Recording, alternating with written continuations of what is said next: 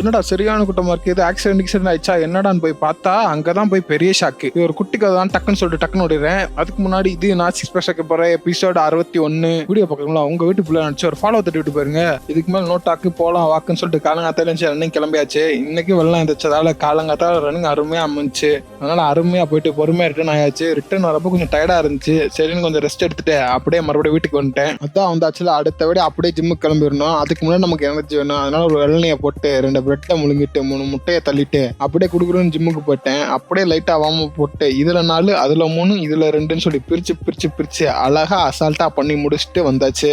இன்னைக்கு நமக்கு செஸ்டே போட்ட போடல நம்மளை போட்டுருவாங்க போல. சரி ஓகேன்னு வெற்றிகரமா முடிச்சுட்டு நண்பர் கடைக்கு பக்கம் நண்பர்களை பார்க்காம போனா அங்க நம்மளை வேலை வாங்கிட்டாங்க.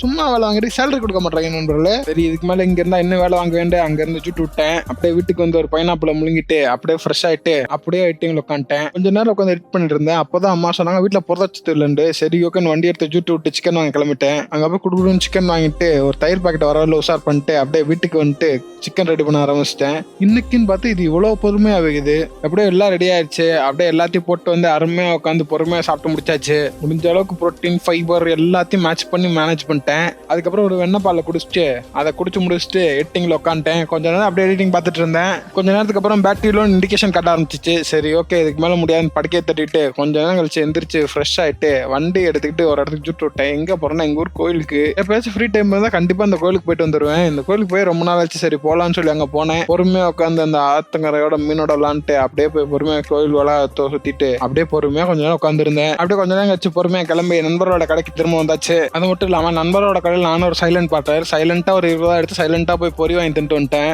சைலண்டான காரியம் பண்றதால சைலண்ட் பார்ட்னர். அப்படியே வீட்டுக்கு ஜூட்டு விட்டேன். ரிட்டர்ன் வரப்பதான் இந்த கூட்டம் என்னடா கூட்டம் எட்டி பார்த்தா ஸ்டாலின் வராதுன்னு சொன்னாங்க. சரி வராது நம்மளும் எட்டி பார்த்தா அவர் வரதுன்னு தெரியல, போதும் வேற ஸ்வங்கின்னு போயிட்டாங்க.